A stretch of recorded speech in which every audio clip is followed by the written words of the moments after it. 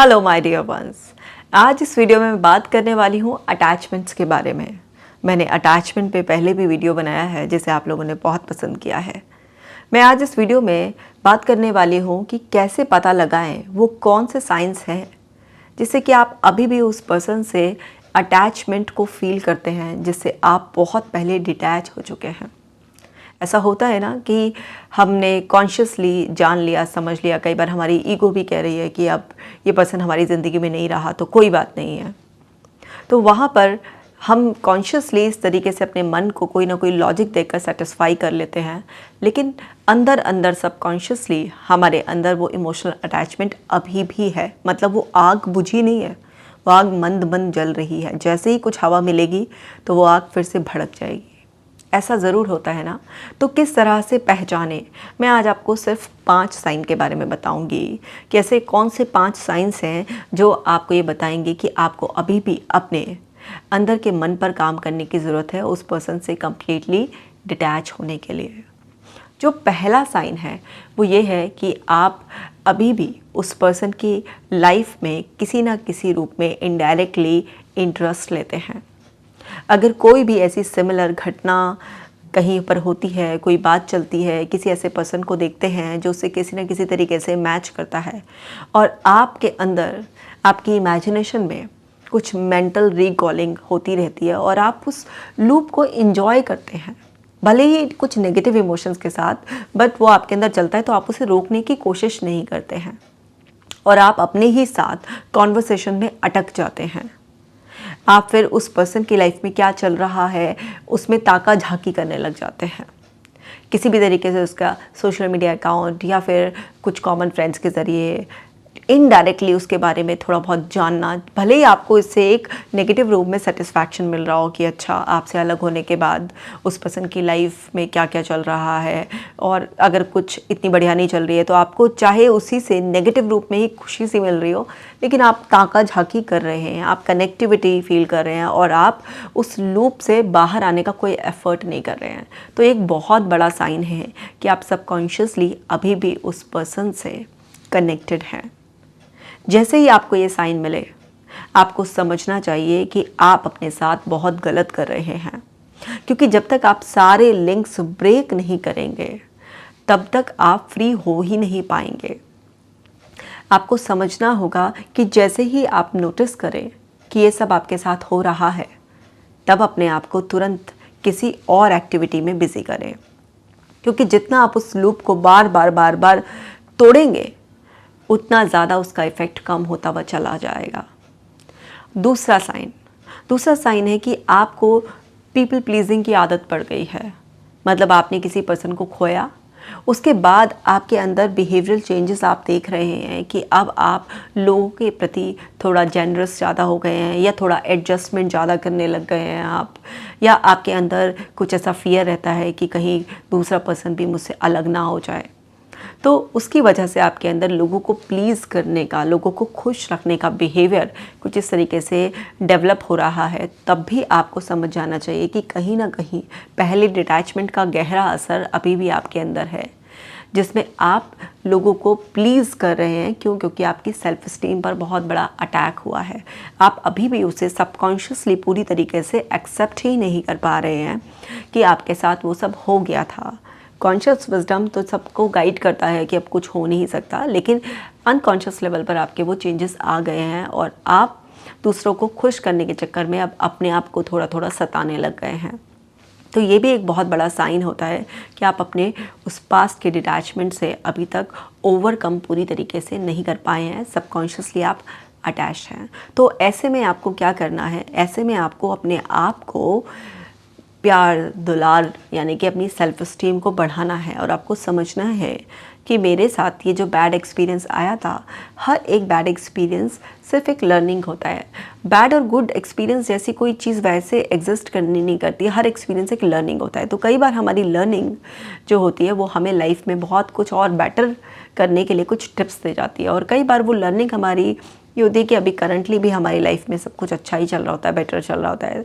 तो हर experience basically एक learning ही होता है। तो आपका वो जो एक एक्सपीरियंस जिसको आपने बैड एक्सपीरियंस ऐसे टाइटलाइज कर दिया, तो वो जो है वो सिर्फ और सिर्फ आपको बेहतर इंसान बनाने के लिए आया था, ना कि आपको झुकाने के लिए आया था। तो आप लोगों को प्लीज़ ज़बरदस्ती ना करें। जहाँ जेन्युइन हो वहीं पर लोगों के साथ एग्री हो, और जहाँ पर भी आपको लग रहा है कि नहीं इसका एक डिफरेंट पॉइंट ऑफ व्यू है या आप नहीं कर सकते किसी के लिए आउट ऑफ वे जाकर कोई एफर्ट, तो वहाँ पर आप अपने आप को भी प्रायोरिटी दें। जब आप कॉन्शियस एफर्ट्स इस तरीके से डालेंगे तो जो भी चीज़ आप कॉन्शियसली बार बार करते हैं वो सब आपके सबकॉन्शियस में डीप चला जाता है, और फिर ये सब कुछ आपके साथ अनकॉन्शियस लेवल पर भी होने लगेगा। यानी कि अनकॉन्शियस लेवल पर जो पुराना इफेक्ट था वो ख़त्म होना शुरू हो जाएगा।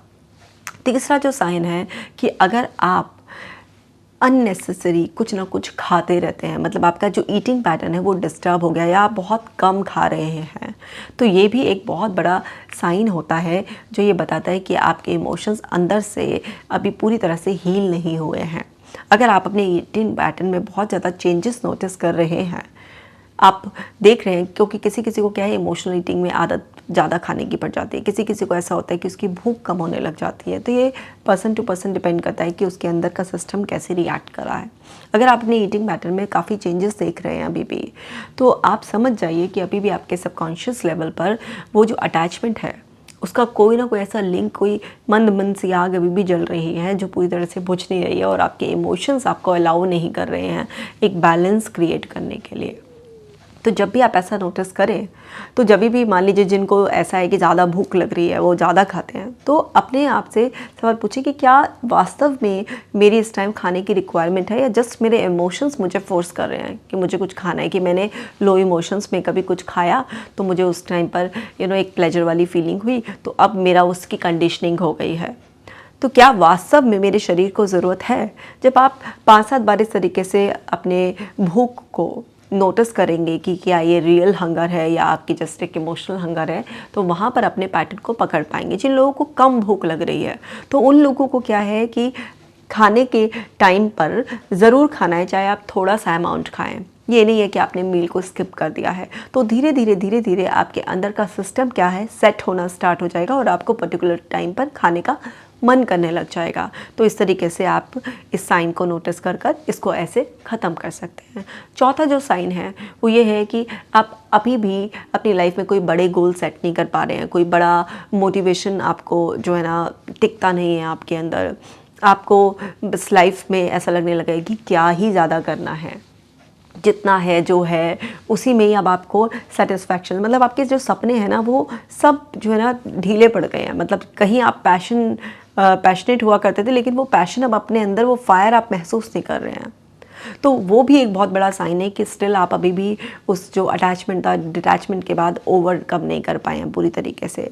तो उसके लिए जैसे ही आपने ये साइन पकड़ा, तो आपको अपने आप को ये बताना है कि आप इस लाइफ में सबसे ज़्यादा महत्वपूर्ण हैं, क्योंकि आप हैं तो सब कुछ है। एक पर्सन जो आया था वो आपकी ज़िंदगी का एक हिस्सा बनकर आया था, वो आपकी ज़िंदगी नहीं था, आपकी ज़िंदगी सिर्फ आप हैं। तो किसी पर्सन के जाने से, बिछड़ जाने से, छोड़ जाने से, किसी भी तरीके से हमें अपनी ज़िंदगी को तबाह नहीं करना है, हमें अपने आप को महत्व देना है। तो आपको क्या है, अपने आप को ये बताना पड़ेगा कि मेरी ज़िंदगी किसी के आने जाने से चलना और रुकना नहीं है, ज़िंदगी के नाम ही चलते जाना है। तो अभी भी मेरे अंदर वो जो एक फायर अभी आपके अंदर वो नहीं महसूस कर रहे हैं आप, वो पैशन महसूस नहीं कर रहे हैं आपकी लाइफ में, एक सेटिस्फैक्शन सा, वो सेटिस्फैक्शन नहीं जो रियल सेटिस्फैक्शन होता है, एक वो सेटिस्फैक्शन सा जो आपके इमोशंस डिस्टर्ब होने की वजह से आपको महसूस हो रहा है कि क्या ही करना है लाइफ में बड़ा। तो वहाँ पर आप अपने आप को इस तरह से सेल्फ टॉक कीजिए कि जब मेरे को ये ज़िंदगी मिली है, इतनी खुशनसीबी से मनुष्य का जन्म मिला है, तो मुझे इसमें कुछ ऐसा अचीव करना है, अपनी कैपेसिटी की चरम सीमा तक मुझे पहुंचना है। मुझे जो है ना कुछ ऐसा करना है अपने लिए और बाकी लोगों के लिए, जिससे कि मेरा ये मनुष्य जीवन सफल हो जाए। तो अपने उन गोल्स को जो आप एक बार सोचा करते थे, जो आपके ड्रीम्स थे, उन सबको रिवाइव करें, दोबारा से लिखें उन्हें। जब आप उन्हें दोबारा से लिखेंगे, जब दोबारा से याद करेंगे, आप उन्हें कॉन्शियस एफर्ट्स डालेंगे, तो आपके अंदर का वो जो खोया हुआ पैशन है वो धीरे धीरे इग्नाइट होने लगेगा, फिर से आपको वो सब चीज़ें महसूस होने लगेंगी। और जब आप उसे लिखेंगे तो जो चीज़ आप लिखेंगे आपके फोकस में दोबारा से आएगी, तो धीरे धीरे आपका मन बनने लगेगा। और इसमें आपका सेल्फ टॉक बहुत इंपॉर्टेंट रहेगा। जितना ज़्यादा पॉजिटिव आप सेल्फ टॉक करेंगे, जितना ज़्यादा आप सेल्फ मोटिवेशन करेंगे, अपने आप को अंदर से भरेंगे पूरा, तो अपने आप को बताएंगे कि आप सबसे ज़्यादा इंपॉर्टेंट हैं, तो वहाँ पर वो धीरे धीरे धीरे धीरे जो आपके अंदर का पैशन खोया हुआ था वो लौटना शुरू हो जाएगा और आपका फोकस ही कम्प्लीटली शिफ्ट हो जाएगा उस पर्सन के से जो अभी भी अंदर अनकॉन्शियस अटैचमेंट था, तो वो और भी ज़्यादा डीपली जो है ना ख़त्म हो जाएगा, क्योंकि आपका सारा का सारा एनर्जी जो है ना जो आपके गोल पर फोकस हो जाएगी। तो इस तरीके से आप अपने अंदर के जो अभी एक हिडन अटैचमेंट कहीं पर बचा हुआ है, पूरी तरह से डिटैच नहीं हुए हैं, तो उससे भी आप पीछा छुड़ा सकते हैं। जो 5वां साइन है वो ये है कि आप अगर किसी और रिलेशनशिप में आ गए हैं और फिर भी आप उस रिलेशनशिप में एक डाउट को अपने अंदर महसूस करते हैं, आपके अंदर एक इनसिक्योरिटी महसूस करते हैं, जबकि सामने वाला पार्टनर जो है वो बहुत अच्छी तरीके से आपको ट्रीट करने की कोशिश कर रहा है। आप ऐसा एक्टिवली कोई भी साइन महसूस नहीं कर रहे हैं जिससे कि आपको पता चले कि ये पर्सन भी आपको कुछ ऐसा ही एक्सपीरियंस देगा जैसा पहले पर्सन के साथ हुआ है, लेकिन फिर भी आपके अंदर एक अनकॉन्शियस लेवल पर एक इनसिक्योरिटी, एक पैनिक वाली फीलिंग, एक ऑब्सेशंस आप महसूस कर रहे हैं, एक कंप्लेनिंग से मोड में रहते हैं, एक मतलब अजीब सी फीलिंग रहती है जिसको आप भी नहीं समझ पा रहे कि आप इतना खुश क्यों नहीं हैं। तो ये भी एक बहुत बड़ा साइन है कि आपके अंदर जो पहले वाला लिंक है वो अभी भी कहीं ना कहीं थोड़ा बहुत कुछ पड़ा हुआ है। तो आपको समझना है कि हर पर्सन अलग होता है, हर सिचुएशन बिल्कुल अलग होती है। आपको जनरलाइज नहीं करना है। किसी भी पुराने एक्सपीरियंस को अगर आप जनरलाइज करेंगे तो वहाँ पर क्या होगा कि आप ना पास्ट की लर्निंग के नज़रिए से प्रेजेंट को देखेंगे, और जब भी आप पास्ट की नज़रिए से अपने प्रेजेंट को देखेंगे तो आप सही नहीं देख पाएंगे, क्योंकि प्रेजेंट को तो प्रेजेंट के नज़रिए से ही देखना है ना। हमारे माइंड का तो काम है ये कि जो भी एक्सपीरियंसेस हमारे हुए हैं, जो भी आसपास से इन्फॉर्मेशन उसने उठाई है, उस इन्फॉर्मेशन को स्टोर कर लेना, उस एक्सपीरियंसेस को स्टोर कर लेना। तो माइंड की फंक्शनिंग को आप नहीं रोक सकते, क्योंकि वो आपके पास पावर नहीं है। माइंड ऐसे ही डिज़ाइन किया गया है कि वो ऐसे ही काम करेगा। तो उसका काम है, जॉब है आपको कुछ ऑटो सजेशन देना, कुछ पास से कनेक्टिविटी फील कराना, लेकिन आप अपनी लाइफ के मास्टर हैं, आपके पास पूरा विजडम है।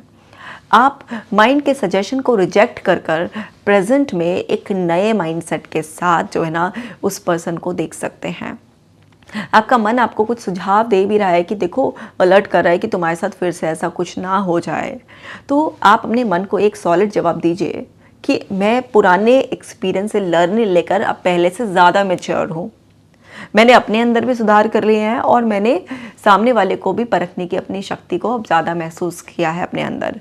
और मैं इस जो एक्सपीरियंस मेरा अभी करंट चल रहा है उससे मैं बहुत अच्छी तरीके से ट्यूनिंग मानकर और उसी में ही पूरी तरह से इंडल्ज होकर मैं इस एक्सपीरियंस को करना चाहता हूँ। तो वहाँ पर क्या है, आप पास से कनेक्टिविटी ब्रेक करेंगे, मतलब आप अपने मन के सुझाव को नहीं सुन रहे हैं। आप मन को एक बोल दिया कि अब यू शट अप, कि जो है ना मेरे को फालतू का सजेशन देने की ज़रूरत नहीं है, आई एम इनफ मैच्योर, मैं देख लूँगा कि अभी करंट क्या चल रहा है। तो वहाँ पर माइंड की जो बकबक है ना वो शांत हो जाती है, क्योंकि जब तक आप माइंड के सजेशंस पर एक्ट करते रहेंगे या उससे कनेक्टिविटी मेंटेन करके ओवरथिंक करने लगेंगे तो माइंड को तो और मजा आएगा ना, वो आपको और देगा सजेशन और देगा सजेशन। लेकिन जैसे ही आप उसे शट अप कर देंगे, उसके सजेशंस को रिजेक्ट करना शुरू कर देंगे, तो वो फिर चुप हो जाएगा। और आप जब इस बार माइंडफुल होकर अपने उस रिलेशनशिप में होंगे, तो अगर सपोज़ कीजिए कि इस बार भी आपने कुछ ऐसा देखा कि आपके साथ चीटिंग के कुछ क्लूज़ मिल रहे हैं, तो जैसे पहले में आपको नहीं समझ में आ रहा था, तो इस बार आपको ना वो पहले इनिशियल लेवल पर समझ में आ जाएगा, आप अपने आप को सेव कर लेंगे। या कहीं कुछ गलती आपसे भी हो रही होती है तो वहाँ पर आप उसे टाइमली सुधार लेंगे, तो आपके पास वो पहले जैसा एक्सपीरियंस नहीं आएगा, आपका एक्सपीरियंस इस बार बदल जाएगा। और हमेशा याद रखिए कि लाइफ में अगर एक दो बार हमारे साथ कुछ गलत हुआ है तो उसे हम जनरलाइज ना करें कि अब ऐसा जो हुआ था वो ऐसा ही होता रहेगा, या एक पर्सन ऐसा था तो सारे पर्सन इस तरीके से हमारे साथ करेंगे। ये सब सोचने का गलत तरीका होता है, ये कॉग्निटिव एरर होती है। मैंने ओवर जनरलाइजेशन के ऊपर पहले से ही एक वीडियो बनाया हुआ है, और ओवर जनरलाइजेशन क्यों, कॉग्निटिव डिस्टॉर्शन के ऊपर पूरी सीरीज़ बनाई हुई है। अगर आपने अभी तक नहीं देखी है तो उसको देख लीजिए जाकर, आपको YouTube पे प्लेलिस्ट में मिल ही जाएगा। तो उसमें पूरी सीरीज़ देखेंगे तो आपको पता चलेगा कि हमारे सोचने के किस किस तरीके के गलत पैटर्न्स होते हैं।